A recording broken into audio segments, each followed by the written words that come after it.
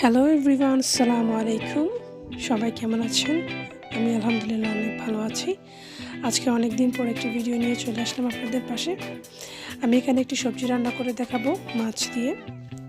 তাই আমি মাছগুলোকে ভালোভাবে তেলে ফ্রাই করে নিচ্ছি। আপনারা যদি চান মশলা দিয়ে মাছটা ভাজি করা ছাড়া কষিয়েও রান্না করতে পারবেন। আমি এখানে কিছু 2-3 ধরনের সবজি নিয়ে নিয়েছি।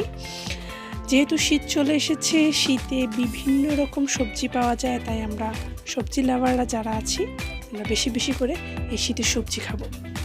তাই রান্নার জন্য আমি একটু পেঁয়াজ, কাঁচামরিচ, রসুন তেলে ফ্রাই করে নিচ্ছি। এখন একটু পরিমাণ মতো লবণ দিয়ে দেব, দিয়ে হালকা মশলা কষানোর জন্য যতটুকু প্রয়োজন ততটুকু একটু তেল দিয়ে দেব।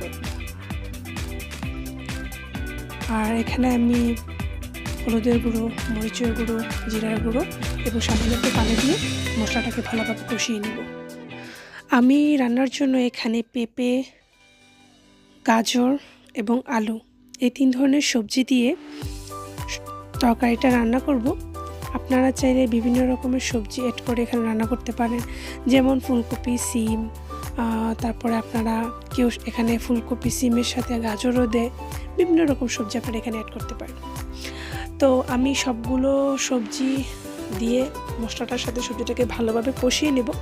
কষিয়ে নেওয়ার আগ পর্যন্ত আর কোনো পানি অ্যাড করব না, তরকারিটাকে ভালোভাবে কষিয়ে নেব। কিছুক্ষণ পর নেড়ে ছেড়ে দিব, ঢাকনা দিয়ে আবার রান্না করতে দিয়ে দেব। এখন আমাদের তরকারিটা প্রায় কষানো হয়ে গেছে, আমি ভালোভাবে নেড়ে ছেড়ে দেব। আপনার যদি আমাদের ভিডিওটি ভালো লেগে থাকে লাইক, কমেন্ট এবং সাবস্ক্রাইব করবেন এবং আমাদের চ্যানেলের পাশেই থাকবেন।